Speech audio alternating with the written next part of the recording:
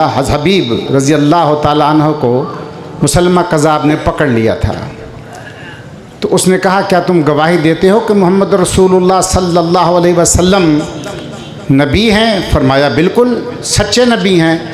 फरमाया मेरी गवाही देते हो मैं नबी हैं? शाह साहब फरमाने लगे, आपके इल्म में है कि मुझे तेरी आवाज़ ही नहीं आ रही, ये बदबख्त तेरी आवाज़ ही नहीं सुन रहा मैं। उसने एक हाथ काट दिया। फिर कहा, क्या तुम यकीन रखते हो कि मोहम्मद रसूलुल्लाह नबी हैं? फरमाया बिल्कुल, सच्चे नबी हैं। कहा मैं नबी? कहा मुझे तेरी आवाज़ ही नहीं आती। उसने दूसरा हाथ काट दिया। जिस्म का एक एक उज़्व कटता रहा। वो पूछता रहा, ये हजूर की नबूवत की शहादत देते रहे, जिस्म कटता रहा। ख्वाजा साहब थोड़ा सा हिस्सा हमें भी उनसे कुछ न कुछ मिल जाता है। जिस तरह कहा जाता है ताजदार ख़त्म नबूवत, ये ताज जो हजूर के सर पर है, इसके पासबान रखवाली हमने करनी है। बाजार है यूसुफ मुल्विक दिन, पर प्यार दा सौदा नहीं थींदा। सिर वेच ते सिर्फ इतबार बचाए, इतबार दा सौदा नहीं थींदा। एक हार त नहीं जेको वेच देवा, हर हार दा सौदा नहीं थींदा। सिर वेंदे अरशद घोलिया चा, दस्तार दा सौदा नहीं थींदा। मैंने दिल की अथाह गहराइयों से मैं शुक्रगुज़ार हूँ तमाम मसाले के काबरीन का। अहल हदीस हैं, अहल सुन्नत जमात वाले हैं, देवबंदी हैं, बरेलवी हैं, शिया असनाशी हजरात हैं, इनके उलमा बैठे हैं। मैंने तजवीज़ ये पेश की थी कि हमें तकरीरें ना करवाएं। उसकी वजह यह है कि हम इन बुज़ुर्गों को सुनना चाहते थे, हम इनकी इल्मी और फ़िक्री गुफ्तगू सुनना चाहते हैं।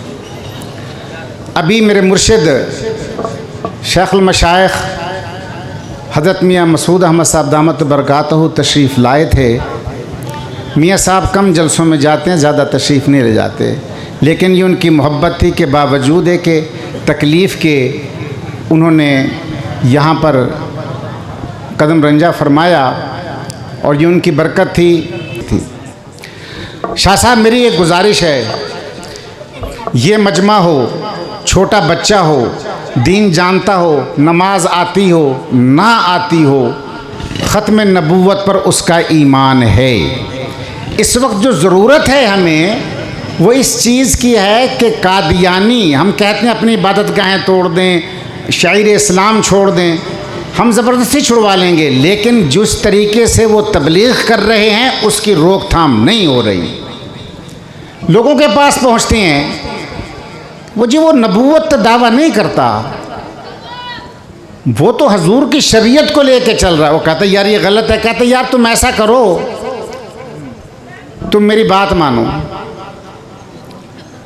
अब वो मुख्तलिफ दावों से, मुख्तलिफ पेचों से उन लोगों को फंसाने की कोशिश करते हैं, कुरान पाक की गलत तशरीहात करते हैं।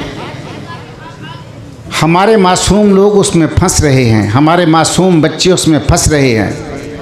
खानपुर के इन लोगों को और दीनपुर शरीफ को ये फजीलत हासिल है कि जिस तरह सबसे पहले कादियानियों को काफिर करार देने के लिए दीनपुर शरीफ ने कोशिश की, और हज़रत खलीफा साहब रहमतुल्लाह अलैह जज अकबर के पास बावजूद ज़ौफ़ के हर पेशी पर जाते रहे। जैसे हज़रत फरमा रहे थे 40 साल तक ज़ाती ज़मीन का केस था, हज़रत तशरीफ़ नहीं ले गए, लेकिन नामूस मुस्तफ़ा के लिए हमेशा जाते रहे। और मिर्ज़ाइयों ने उस वक्त दरख्वास्तें दी, अंग्रेज़ को दी कि ये अपनी रूहानी तसर्रुफ़ से जज पर असरअंदाज हो रहे हैं, इनको इसमें ना बैठने दिया जाए। और जनाब जब वो उनका वकील बात करता था तो हज़रत के चेहरे पर गुस्से और दुख के आसार हुआ करते थे, लेकिन जब अनवर शाह काश्मीरी रहमतुल्लाह अलैह गुफ्तगू फरमाते थे, हज़रत का चेहरा फूल की तरह निखर जाया करता था।